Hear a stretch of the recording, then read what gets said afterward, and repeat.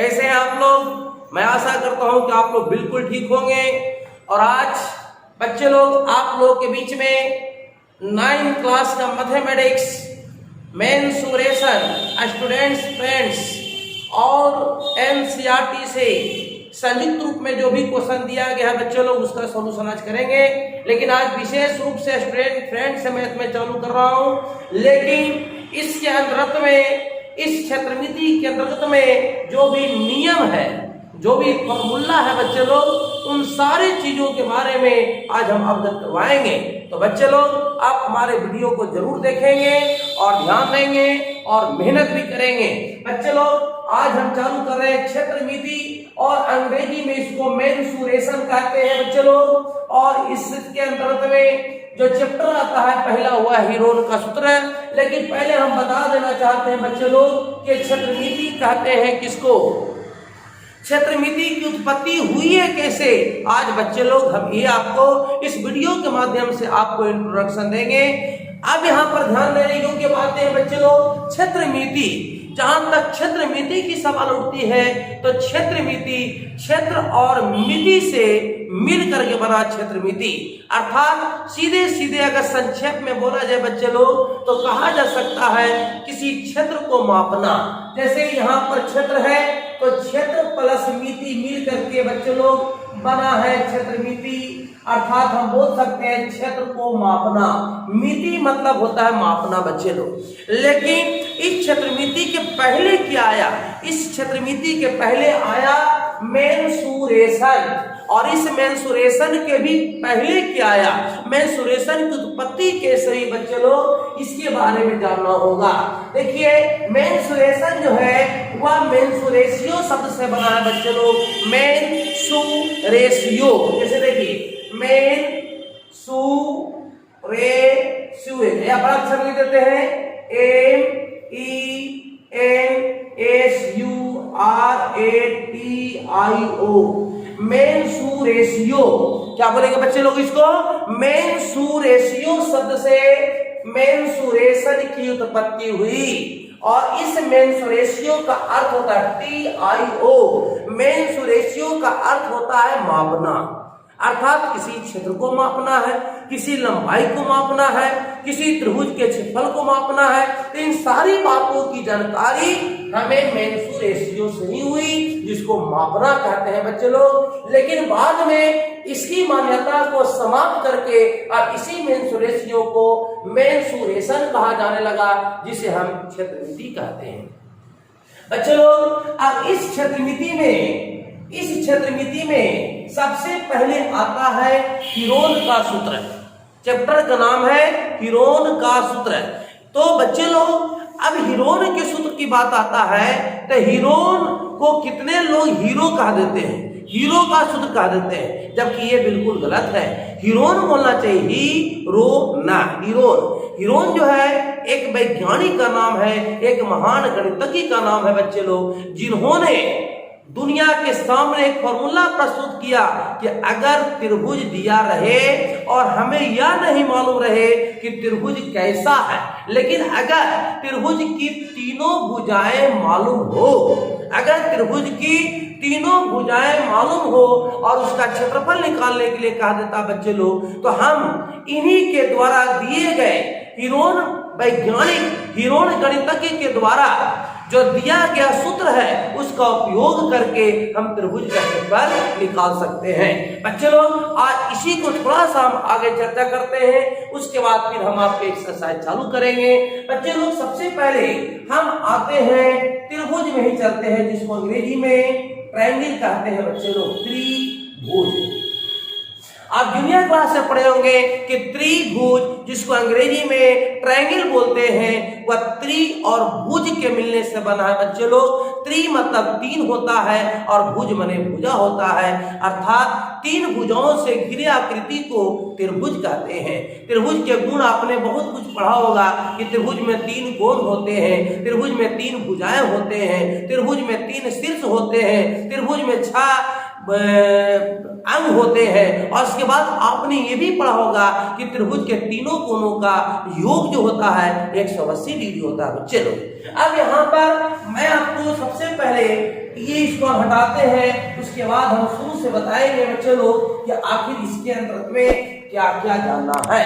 तो ध्यान देंगे, सबसे पहले एक ट्रायंगल बनाते हैं बच्चे लोग, और इस ट्रायंगल को हिंदी में हम लोग त्रिभुज कहेंगे।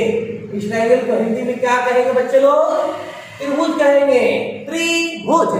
आप बताइए, एक भुजा ए बी हो गया, एक भुजा बी सी हो गया, ए सी हो गया, है ना। आपको मैं एक चीज बताना चाहता हूँ बच्चे लोग, अभी कोण ए है ना, कोण ए है, तो कोण ए के सामने वाली भुजा कौन हो गया? बी सी हो गया।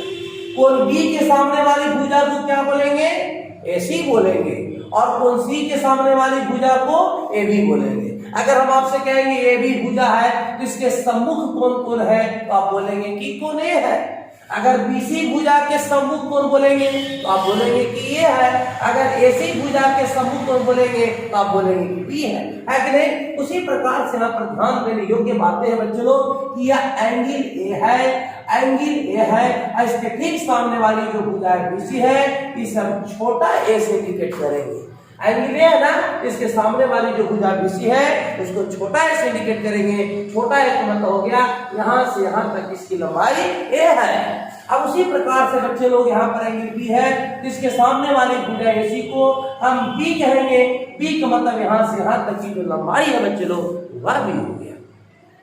अब यहाँ पर ध्यान दीजिए, यह एसी है ना, यह एसी है तो इसको हम बी दिए। अब ए बी को क्या मानेंगे? तो एंगल सी के सामने ए बी है, एंगल सी के हम ठीक सामने ए बी है, इसको हम छोटा सी कहेंगे।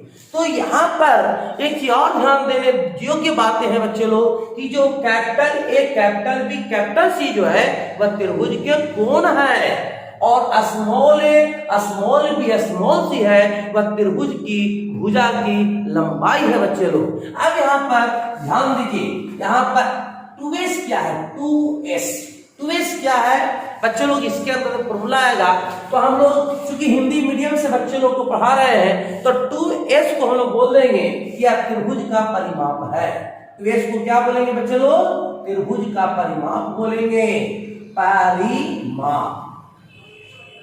इसको इंग्लिश में बोलेंगे पेरीमीटर ऑफ ट्रायंगल, है ना। और हो गया एस, तो एस दो तो खत्म हो गया, अर्थात 2s का आधा हो गया। तब यहाँ पर हम बोलेंगे त्रिभुज का अर्ध परिमाप बोलेंगे बच्चे लोग, त्रिभुज का अर्ध परिमाप। अर्ध माने आधा, अर्ध माने आधा होता है, माने हाफ पेरीमीटर ऑफ ट्रायंगल। तो दिमाग में हम सेटअप कर लीजिए बच्चे लोग कि 2a जो है ना उसे हम त्रिभुज का परिमाप कहेंगे, और इस जो है उसे त्रिभुज का अर्ध परिमाप कहेंगे। अर्ध माने आधा परिमाप हो गया, हाफ पेरीमीटर हो गया। ठीक है बच्चों लोग। अब देखिए, जब इसके बारे में आपको जानकारी हो गया तो अब हम लोग फॉर्मूला लिखते हैं इसके अंतर्गत का। फॉर्मूला तो बहुत सारे हैं, लेकिन इसके अंतर्गत जो फॉर्मूला आता है बच्चे लोग मैं वो बता रहा हूं। जिसे हम बोलेंगे 2s, तो 2s बराबर हो जाएगा a plus b plus c। अब देखिए, आपने पढ़ा है जूनियर क्लास में कि परिमाप, जिसको अंग्रेजी में पेरीमीटर कहते हैं। परिमाप क्या है? त्रिभुज के तीनों भुजाओं के योग को, त्रिभुज के तीनों भुजाओं के योग को त्रिभुज का परिमाप कहते हैं। तो यहाँ पर योग, तो एक भुजा होगा ए, एक भुजा होगा बी, एक भुजा होगा सी। तो ए जोड़ बी जोड़ सी लिख दिए। आप ऐसे भी लिख सकते हैं ए बी जोड़ बी सी जोड़ ए सी, क्योंकि तीनों भुजाओं के योग ही तो परिमाप कहलाता है। तो इसीलिए 2s बराबर आपको याद कर लेना होगा बच्चे लोग a प्लस बी प्लस सी। आप देखिए, इसी से हम अगर अर्ध परिमाप, जिसको अभी तुरंत मैंने आपको बताया, तो इसका सूत्र क्या होगा? तो इक्वेशन है यहाँ पर रूल लागू हो गया, a प्लस बी प्लस सी हो गई, और s के साथ रूल चल जाएगा नीचे। 2s बराबर a प्लस बी प्लस सी, तो s का सूत्र हो जाएगा a प्लस बी प्लस सी बटे 2 हो जाएगा। एकदम सिंपल फॉर्मूला हो गया। अब बच्चे लोग यहाँ पर लिखेंगे त्रिभुज का क्षेत्रफल। अगर त्रिभुज की तीनों भुजाएं मालूम हो, त्रिभुज की अगर तीनों भुजाएं अगर मालूम हो, और हमें ये नहीं मालूम है कि त्रिभुज कैसा है, लेकिन त्रिभुज के तीनों भुजाएं अगर मालूम है, अर्थात उसकी लंबाई मालूम है, तो इसके लिए त्रिभुज का क्षेत्रफल का सूत्र होता है under root S into S minus A into S minus B into S minus C. बताइए बच्चे लोग, यही सूत्र जो है ना, इसी सूत्र का प्रतिपादन हीरोन नामक वैज्ञानिक ने किया, इसलिए इसी सूत्र को हीरोन सूत्र कहते हैं। चलते फिरते रोड पर, घर में बैठे लोग, घर में आए परिवार, कोई पूछता है कि बताइए कि हीरोन सूत्र क्या है, तो हीरोन सूत्र अगर पूछेगा तो सीधे बोलिएगा कि त्रिभुज का क्षेत्रफल बराबर under root S into S minus A into S minus B into S minus C. याद हो जाएगा? नहीं, बिल्कुल सिंपल है। अब देखिए बच्चे लोग, इस सूत्र के द्वारा आप हीरोन सूत्र से त्रिभुज का क्षेत्रफल को निकाल देंगे, लेकिन इसके अंदर में और कुछ आता है बच्चे लोग, अब उस पर ध्यान दीजिएगा। इसमें अब क्या आएगा वो ध्यान दीजिए। अब आएगा आपको समबाहु त्रिभुज। समबाहु त्रिभुज देखिए, एक भुजाई हो गया, एक भुजाएं हो गया, एक भुजा हो गया। यहाँ पर समबाहु त्रिभुज को बोलेंगे। क्या बोलेंगे इसको बच्चे लोग? समबाहु त्रिभुज। समबाहु त्रिभुज आ गया। अब समबाहु त्रिभुज के बारे में भी जानना जरूरी है कि समबाहु त्रिभुज कहते हैं किसको, क्योंकि इस एक्सरसाइज में आएगा। समबाहु, सम माने बराबर, बाहु माने भुजा, अर्थात वैसा त्रिभुज जिसकी तीनों भुजाएं आपस में बराबर हो। चलो यहाँ पर ए मान लेंगे, इसको बी मान लेंगे, इसको सी मान लेंगे। ए बी का मान अगर 4 सेंटीमीटर होगा तो बी सी का मान भी 4 सेंटीमीटर होगा और ए सी का मान भी 4 सेंटीमीटर होगा। अगर त्रिभुज के तीनों भुजाएं अगर बराबर हो तो उसे हम समबाहु त्रिभुज कहेंगे। समबाहु त्रिभुज को एक और नाम से जाना जाता है बच्चे लोग, उसको कहते हैं सम त्रिबाहु। सम माने बराबर, त्रि माने तीन, बाहु माने भुजा, अर्थात तीन भुजाओं से घिरे आकृति को समबाहु त्रिभुज या सम त्रिबाहु त्रिभुज कहते हैं। तो बच्चे लोग यहाँ पर एक सूत्र लिख देते हैं, समबाहु त्रिभुज का क्षेत्रफल। समबाहु त्रिभुज का क्षेत्रफल, समबाहु त्रिभुज का क्षेत्रफल, इसका सूत्र होता है बच्चे लोग अंडर रूट 3/4 और गुणे भुजा स्क्वायर।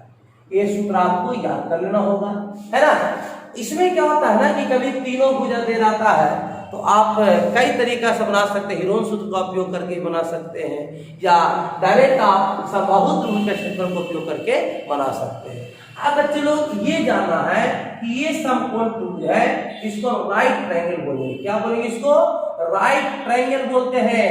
वैसा त्रिभुज जिसका एक कोण 90 डिग्री का हो, एक कोण 90 डिग्री का हो, तो इसको हम लोग क्या बोलेंगे? समकोण त्रिभुज बोलेंगे बच्चे लोग। समकोण त्रिभुज इसको बोला जाता है, ठीक है। तो समकोण त्रिभुज में इसको लंब बोलते, इसको आधार बोलते, इसको कर्म बोलते, इसको ऊंचाई भी कहते हैं। अब यहाँ पर ध्यान देने योग्य बात आ गया बच्चे लोग, अगर आपसे पूछ दिया गया कि समकोण त्रिभुज का क्षेत्रफल क्या होता है, समकोण त्रिभुज का क्षेत्रफल क्या होता है ना, इसका सूत्र होता है बच्चे लोग 1/2 गुणे आधार गुणे शीर्षलंब होता है, ठीक है। तो बच्चे लोग बहुत बड़ा वीडियो हो जाएगा, इसीलिए पहले आप एक उतार लीजिए, उसका फिर हम मिलते हैं। Thank you. अगर ये वीडियो पसंद आता है तो लाइक कीजिएगा, सब्सक्राइब कीजिएगा। Thank you.